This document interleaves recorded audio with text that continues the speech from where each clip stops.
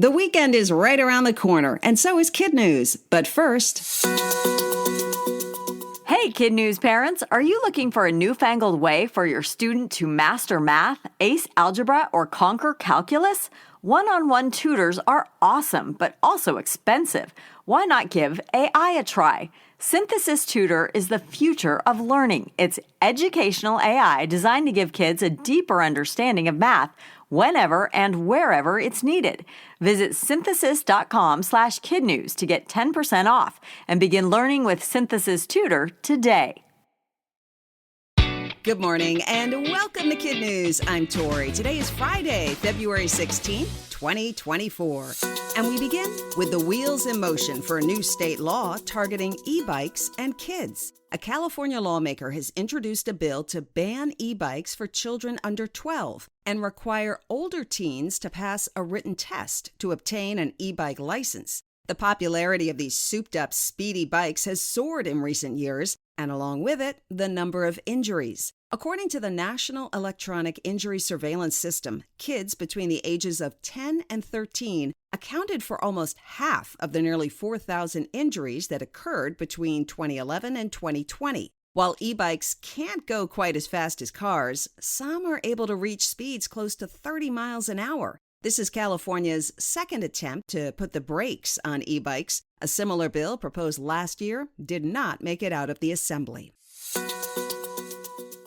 Imagine forking over rent for your school desk and chair. That's just one of the costs facing students in Miss Latimer's class in Charlotte, North Carolina. According to USA Today, it's all part of My Class Economy, a unique classroom experience she created to give kids a hands-on financial education. Students can earn Miss Latimer bucks, which is basically play money, from real classroom jobs like cleaners, line leaders, and a teacher's assistant. That cash can then be spent on rewards ranging from $5 to eat in class with a friend to $10 for sitting in the teacher's chair.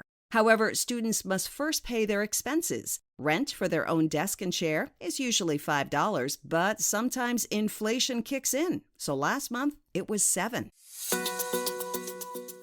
Is teasing just a human behavior, or do animals do it too? Using footage from zoos in the U.S. and Germany, scientists have found evidence that great apes regularly and intentionally bother each other. The behaviors they witnessed include a young chimpanzee poking an older chimp and waiting for a reaction, to orangutans playfully pulling each other's hair. According to the study's lead author, Isabel Laumer, it's the first time researchers have investigated this specific behavior in animals. The findings were published in the journal Proceedings of the Royal Society B, Biological Sciences.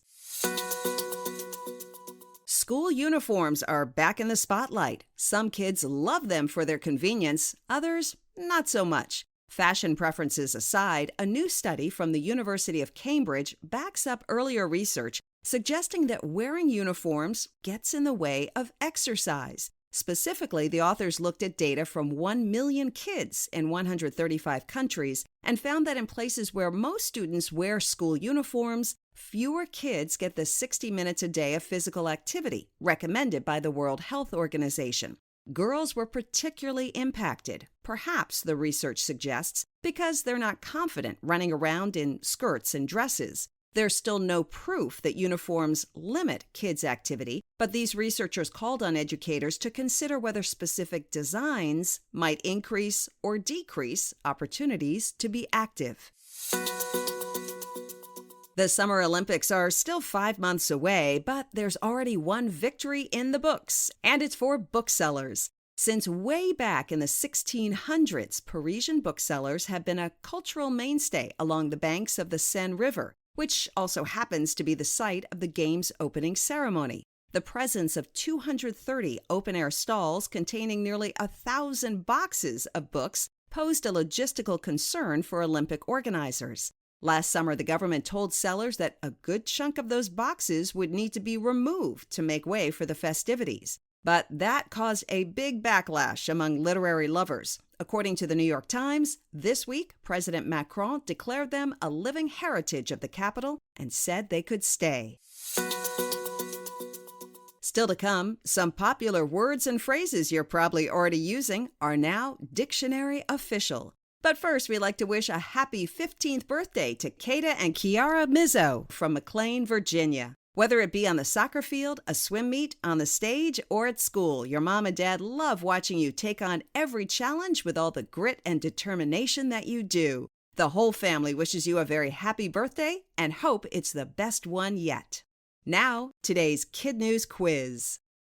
What state is considering a new law banning e-bikes for kids under 12? California. How much does it cost Ms. Latimer's students to sit in her chair? $10 Latimer bucks. New research shows apes displaying what human behavior? Teasing. Part of the Olympic Games opening ceremonies are taking part along what famous river in Paris? The Seine. In our KidNuz Kicker, Dictionary.com is out with its semi-annual update, adding 327 new words, which, according to the website, reflect our ever-evolving society. Some of the phrases you may already be familiar with, including girl dad and girl mom, as well as boy dad and boy mom.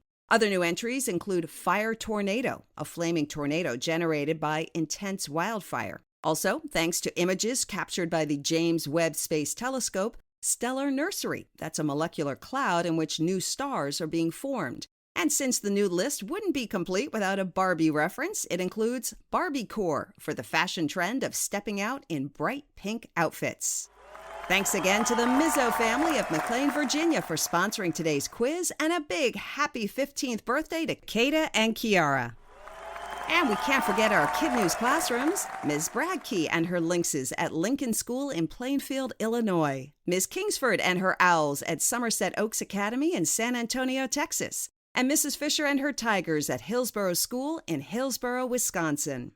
It's Friday. That means a new weekly word search is in your emails and a new week in review quiz on our website. It's also the start of a long holiday weekend. On Monday, President's Day, we'll have a special podcast dedicated to our commanders-in-chief. And then we'll be back with another fun, fresh episode of KidNuz Tuesday morning.